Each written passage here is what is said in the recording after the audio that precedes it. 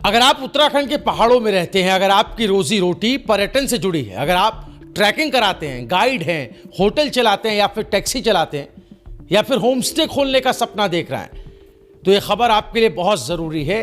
क्योंकि अगर आप पहाड़ के किसान भी हैं, जड़ी बूटी उगाते हैं या उगाना चाहते हैं, अगर आप चार धाम यात्रा से जुड़े या फिर आयुर्वेद, वेलनेस और हेल्थ टूरिज्म में अपना फ्यूचर देख रहे हैं, तो इस वीडियो को आखिरी तक जरूर देखिएगा, क्योंकि यह आपके काम की खबर है। ध्यान से सुनिएगा, शेयर भी कीजिएगा। इस बजट ने उत्तराखंड के इन लोगों की किस्मत खोल दी है।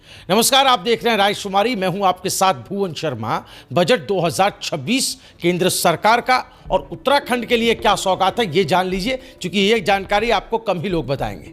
आने वाले सालों में पहाड़ के ये लोग मालामाल होते दिख सकते हैं। सरकार ने इस बार बजट में भले ही उत्तराखंड शब्द का इस्तेमाल बार बार ना किया हो, लेकिन जो घोषणाएं हुई हैं वो सीधा सीधा देवभूमि के फ्यूचर की स्क्रिप्ट लिख रही है। आज की कहानी उन घोषणाओं की ही है जो पहाड़ में रहने वालों की जिंदगी बदल सकती है। कैसे समझाऊंगा आपको।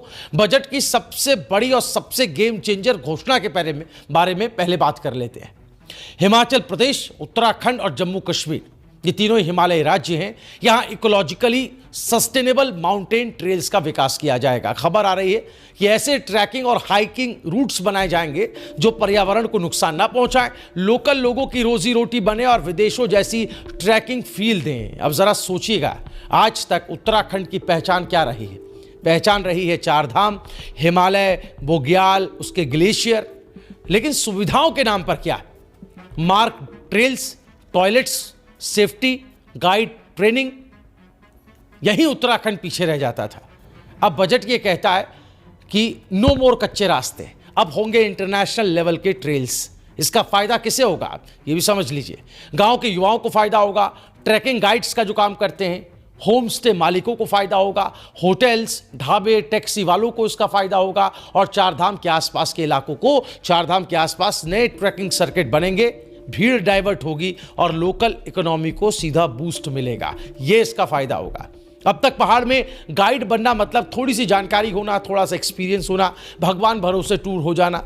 लेकिन अब ऐसा नहीं चलेगा। 10,000 टूरिस्ट गाइड्स को नेशनल लेवल पर अपस्किल किया जाएगा, जिसका मतलब है भाषा, safety, digital tools, history, eco tourism और डिजास्टर मैनेजमेंट को सिखाया जाएगा। यानी अब उत्तराखंड का गाइड विदेशी टूरिस्ट के सामने भी कॉन्फिडेंस के साथ खड़ा होगा।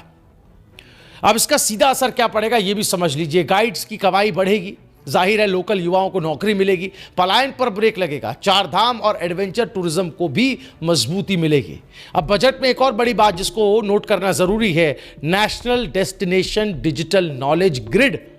जी हाँ, इसके तहत चार धाम जो धार्मिक स्थल हमारे हैं और हेरिटेज साइट्स जो हैं, उनको प्राकृतिक पर्यटन स्थल के साथ जोड़कर सबका डिजिटल डॉक्यूमेंटेशन होगा।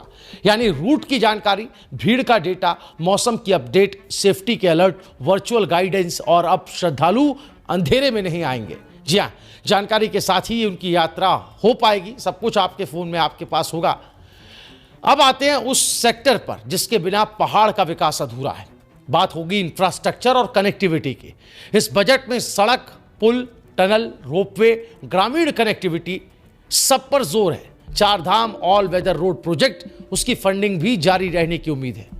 ऋषिकेश कर्णप्रयाग रेल प्रोजेक्ट की बात करें तो करीब 52,000 करोड़ का यह मेगा प्रोजेक्ट है। फाइनल फेज को रफ्तार भी इस बजट से मिल सकती है। मतलब चार धाम अब सिर्फ आस्था नहीं है, बल्कि साल भर का सुरक्षित टूरिज्म बनेगा। बजट में उड़ान योजना के विस्तार का फायदा है।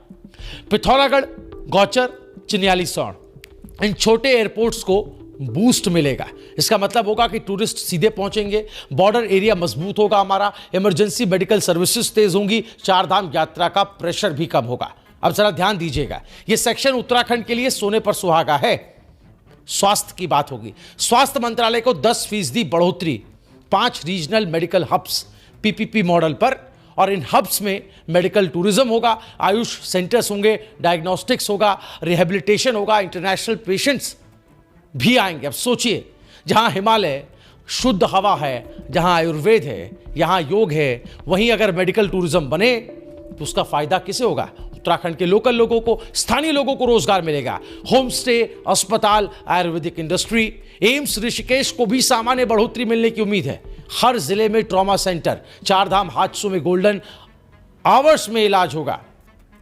आपने सुना होगा अक्सर कम, चूंकि संसाधन नहीं होते हैं, रास्ते खराब होते हैं, समय लगता था, लेकिन गोल्डन आवर्स में ही चारधाम हादसे जो होते हैं उनका इलाज हो पाएगा। हाई वैल्यू खेती से तस्वीर बदलेगी। बजट का एक बड़ा इशारा छोटे पहाड़ी किसानों के लिए हाई वैल्यू फसलें, जड़ी बूटियां, dry fruits, modern horticulture, Ayurvedic फसलें, औद्योगिक उपयोग में जो हेम्प इस्तेमाल होता है उसकी बात कर रहे हैं, उसका भी इस्तेमाल होगा। अब किसान गेहूं धान से आगे सोच पाएगा और पहाड़ की ताकत से कमाई कर पाएगा।